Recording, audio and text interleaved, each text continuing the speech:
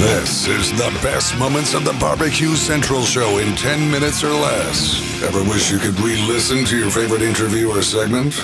Do you enjoy hearing older shows for the first time in years? Then the best moments of the BBQ Central Show in 10 minutes or less is just what you need. Thanks for listening and enjoy the show. Greetings, everyone. Welcome to this edition of the best moments of the BBQ Central Show in 10 minutes or less. Today's show comes from January the 5th, 2016. Doubleheader for you. Greg and Anella Kelso from Snake River Farms. They are going to catch up on Snake River Farms pork. Let's get right into it. Here is Greg and Anella from January the 5th, 2016. I mean, what the F is a pork collar? Is that like something that you wear out to the clubs and you can find on button-down shirts? I mean, I've never heard of a pork collar, but it sounds great. It is hands down probably one of my favorite products that we sell out of everything. It's a center-cut Boston butt, essentially. Wow. And it is and we're going to talk pork, so we'll talk about the Kurabuta and the hogs and what makes them different. But this collar is just phenomenal. It is the most marbled, delicious piece of porky goodness you will ever have. So let's go ahead and get at the pork side of stuff. As I had mentioned at the top, Anella, we talked a lot about the Wagyu stuff last time that you were on. But there is, another side of the business, which is pork and then the Double R Ranch meats as well, if we have time tonight. I don't know if you see a lot of Wagyu talk, and you can do a lot of research on it, and it's really buzzy out there, and not only the competition side of things, but it's becoming more backyard as well. And I don't know if Berkshire or Kurabuta or the heritage breed stuff is as prevalent or on the tongue of the consuming public as the Wagyu stuff is. So I really kind of wanted to dig down into that. So I guess from a high level, what you get at the grocery store pork that way versus what you guys are offering. If you could just kind of, separate out the features and the benefits and what makes your pigs what they are. So our hogs are all 100% Berkshire hogs. And so when you talk about like the heritage breeds and the different, like Wagyu is a big thing now in barbecue, and are the heritage breed pork and hogs coming on? I think definitely so. I think you definitely saw it this year with Compart. They do Duroc, and you see it all over all the posts in the forums and everywhere that they're using Wagyu beef and they're using Duroc pork. We honestly don't recommend our hogs for competition, and I'll talk a little bit to that as to why. As far as eating, it's the best pork you're ever going to have, in my opinion. Obviously, I'm a little bit biased, but Berkshire hogs, they date back over 300 years. They were discovered in Reading, England. There's a beautiful story that goes behind them regarding the British royals maintained the Berks, and they were first exported to the U.S. in the 1800s, and to be considered a Kurabuta or black hog, it's considered the equivalent to Kobe beef. And so it became prized and called like the Kurabuta and black hog because of that, because the marbling and everything that you see in the Kurabuta pork is similar to what you see in Kobe beef. And anyone who doesn't think so just needs to check it out and slice something open, and you'll see it. A lot of time, like pork in and of its own has been dubbed the other white meat. It's the other white meat. It's not chicken. Our pork doesn't even look white. It looks red. I mean, it's the Kobe beef. It's the Kobe of pork. In 99, it was mandated that to call it Kurabuta pork, it had to be purebred Berkshire. It could only be purebred, 100% Berkshire hogs, and our hogs are all of that. They are the genetics date back to the Shire of Burke. And I mean, you can find, we have a ton of information on our website. So if you really want to read like the history and all that kind of stuff, it's all there. And, you can read about everything. Our ancestries are all filed with the North American Berkshire Association. But what makes it different is that we use no hormones or growth promotants. Ractopamine is kind of a big thing in hogs, and we don't use anything like that. Everything's slow fed. So just like our Wagyus are fed up to 3 times longer than commodity cattle, our hogs are fed about 10% longer than commodity pork. We have a small family of network of co-op farms that are in the Midwest and now actually in Idaho too. So we have Northwest and Midwest farms that are growing our hogs for us. We don't use gestation crates. Everything meets the standards for marbling and meat color, which means the marbling has to be higher, the meat color has to be redder, and it just puts out a super consistent, tender, and flavorful product. Can you tell me, you'd mentioned Duroc, and then, so Duroc and Berkshire are 2 different heritage breeds then? Am I understanding Correct. that right? Okay, so Correct. As someone who's probably done their due diligence and tasted, and as you said, you're biased, which I understand, like where are the palate differences between a Duroc and a Berkshire pork in your estimation? You know, when you really start getting into the taste levels and the tenderness levels and the difference, especially in heritage breeds, there a lot of times you can't tell a huge difference from breed to breed, but you can in the Berkshires. So we ranked Berkshire hogs and Kurabuta pork in general, not just Snake River Farms, but Berkshire hogs ranked number 1 in 19 out of 23 sensory characteristics tests with the National Pork Board. And it goes into like pH levels and firmness and meat color and the quality of the loins when they're cooked. And it's just a different taste. It's like when you're eating the difference, when you have a choice steak and then you have a, American Kobe steak or a Wagyu steak, you can taste that difference. And with any kind of, heritage breed, you're going to taste a difference. With the Berkshire with the Berkshire breed, you're going to really taste the difference. And you're going to see the difference. I mean, like I said, when you cut a chop and it looks pink, it looks red, you're getting something different. In regards to, so, it almost sounds like from being able to, the genetics and the history that you have, it's almost like this pork is in ways like varietals of grapes that you would find, like, tracking a French wine back to, the Rhone region or something along those lines. Well, certainly, and it's the same way with we get a lot of people that, well, you can't call your beef Kobe beef. Well, we don't call our beef Kobe beef, it's American Kobe beef, but we can trace the genetics clear back to Kobe. Just like this, we can trace our genetics back to the Berkshire, areas in England. And so it's just something that we work really hard. It's not big factory farms. It's, we know who our growers are. It's very similar to our beef programs. We're farm to finish, and we are involved in every process, every step that is taken in our processing.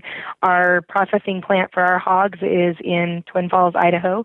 It's about 2 hours south of me here in Boise, and it's a family operation that's been operating since, as long as I can remember. I grew up in that area, so it's all very family oriented, and we work really hard to just make sure that product is going to be quality product day in, day out. In regards to the taste, and everybody's palate is a little bit different, but from commodity pork, as you had mentioned it, to somebody getting a chop or a ham or ribs or whatever, how are you able to quantify the difference on the palate? I think that it's so hard to explain. Like when people call me and they say, I get asked all the time, what's your favorite steak? What's your favorite thing? Yeah. What would you order if you were ordering today? And I talk about our beef, and our beef is amazing, but I always go back to our pork. And I should have sent you a picture so you could pop it up there. We have a picture of our pork collar. It looks like beef when you slice into it. It has that palate taste. It's really tender. It's really flavorful. You don't have to worry about covering it up with something. Like a lot of times when you cook pork, people cover it up with stuff. And with this, you don't have to. To put in your request for a future show, please contact John Solberg via email at johnjon@thebbqcentralshow.com. That's absolutely right. That's how you get a hold of me.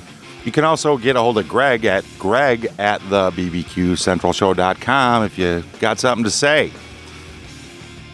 Let us know what's going on. Are you out there? You liking it? You hating it? Love to hear from you. Always love to hear from you. I'm just going to go right ahead and jump into the second segment. Let's carry on with Greg and Anella Kelso from January the 5th, 2016. Like a lot of times when you cook pork, people cover it up with stuff. And with this, you don't have to. Anella Kelso joining me here on the show. Perhaps a better question that I should have asked is, you go to the website and you see, look, when you're doing it the way you're doing it and you're taking the care that you're doing it and you're doing the processes that you're doing, there's an inherent cost that goes into that. So that's obviously going to translate onto the price point side of things. So when people go in and they see, X amount for a ham versus a $20 ham, yeah, while it should organically go, well, something's obviously different and it's not going to be worse for X amount more money. The American way is, I'm a cheap bastard, and I want to get the best for as little as possible. So when people go, oh my God, well, I can buy a ham or whatever, these ribs for this much in the grocery store, you're able to kind of lead them up to the Karabuta because of what you guys are doing out there in the field and how you're raising them and all this other stuff, correct? That, and it just tastes better. If you ever want to kill have a few minutes to kill and you want a good smile, go out and read our reviews on our bone-in Karabuta hams.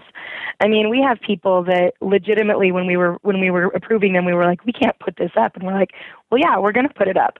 But people comparing them to paintings in the Sistine Chapel, people who tell us they have vegetarian friends who they didn't care, they still ate ham, they ate this ham. We've kind of become known on the Today Show with Al Roker. He has loved our products forever. And so it's kind of jokingly called the Roker ham because he always talks about it on the show, and he actually gifts hams to all of his friends and families for Christmas. And so, see, you start scrolling through and you're going to see that pork collar picture. I'll tell you exactly which one. You'll know which one it is when you see it. It's like on a white background and it's just marbled. And so when people ask me, is it worth the money? It's the same thing I say when you ask about our steaks. Yeah, you can get a really great steak at the grocery store and you're going to go home and you're going to cook it and you're going to enjoy it. You're going to get good pork at the grocery store. You're going to go home. You're going to enjoy it. This is just so much better. Yeah, and you're going to enjoy it more. The good news is I went to snakeriverfarms.com and I actually have a picture of the pork collar up. And you're right. I mean, it does look like a steak or a beef cut. It's crazy. Yeah, and if you can, there's like multiple pictures of that pork collar there that you can scroll through and check out. And it's different. Oh my. And so that's a great sandwich, but that one, and then there's one more. They are that looks like the Kobe beef. It does. and look at that. That right there is my favorite picture. And when people ask me about our pork, that's the one I get pumped about. I'm like, look at this picture. They look like steaks. It looks like carpaccio. I mean, it just is different. And you don't get that in the grocery store. You don't see that in the grocery store. If you saw that under pork in the grocery store, you wouldn't buy it. Yeah, absolutely. It would blow your mind, or you would think that the butcher has probably mislabeled it. Undoubtedly. Exactly. Yeah. Anella Kelso joining me here on the show. So let's go over quickly the different pork options as far as cuts that Snake River Farms is offering right now. So we have a lot of different cuts. I mean, we have the same cuts that you're going to see on commodity hogs. We have, and like I said, I'll talk just a second, if you don't mind, about like the whole barbecue thing and why we don't recommend we don't recommend our ribs for competition barbecue. Obviously, the pork collars, you'll see it in the comments, are straight up illegal. You can't use them in comps. And so, but they're just, the heritage breeds are smaller hogs. And so when you bring commodity hogs to market. They're just much heavier. They're much bigger. Heritage breeds are not. And we've chosen to bring ours at a smaller weight because the meat is so much better. I was actually talking to our pork program manager today, like, I got to do this show. I need a little bit more info. And he just said that's a lot of what it is that when Burks put on weight, they don't put it on in, the ribs don't get bigger and those kind of things. And so it's a matter of they're smaller. The ribs are smaller. Do they taste great? Yeah, they're phenomenal. Do they look great in a comp box? Yeah, probably not so much. But we have a lot of options. We have your regular, we have pork chops, we have hams, we have tenderloins. The collar is probably my favorite porky option. And we have it's called a Kurabuta pork loin roast. It's a center cut loin roast that you can pop in your oven, and it's done in an hour and a half, and it's delicious. We have the best bacon ever in the history of the world. And again, I'm a little bit biased, but we have really great crown roasts. We have prime rib of porks that the chine bone's been removed so they can easily be sliced into double cut chops if you're interested in doing that. We offer the full line. We have boneless and bone-in hams. We don't do a spiral cut, but we have boneless and bone-in. And our hams are by far one of our most popular items on the website. Yeah, and I have to say, and Travis Clark is weighing in as well, saying that the ham that he got was amazing, and I got one too, and I have to tell you, it was so. We sat down, the five of us. So I got a wife and three girls. So enough man in the house, evidently, because I'm just surrounded by. I'm a man on an island in Ella over here. So we cooked it and we're eating it, and we're like, "Wow, this is really good." We're not really big ham eaters, so it's not like we had just had one to compare it to, and we're all like, "Yeah, man, this is good," but is it that good? And so we're trying to be a little bit reserved. And then the next week I went out and I got a ham from the grocery store, and I cooked it the same way.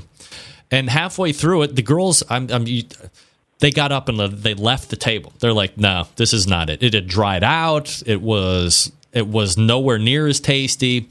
And the bottom line is, now the girls expect me to drop $150 on a ham because it's so friggin' good. And I'm like, "Girls, you're going to have to get used. This is like special event ham." They're like, "Every day's got to be a special event because we can't go back to eating what you just put on the plate." I mean, you spoil people, I think. We really do, and we get that a lot from people, and they'll say, this is, once they have it, they'll say, I can't go back. I'm not, and, I think Travis actually did his sous vide or something like that. That's what I did. I did sous vide for 15 hours at 140 degrees or whatever, because that's how Darren Worth had told me how he was doing it. And, man, it was unbelievable. It was unbelievable. Yeah. And I think that's the biggest thing. Anytime anybody ever says, oh, what makes your pork so different? I mean, people really do. They look at they're like, it's pork. How can pork be that different? Right. It's that different. Right. And we don't do anything fancy to those hams. I mean, we hardwood, old recipe, hardwood smoke, and you don't have to do a glaze.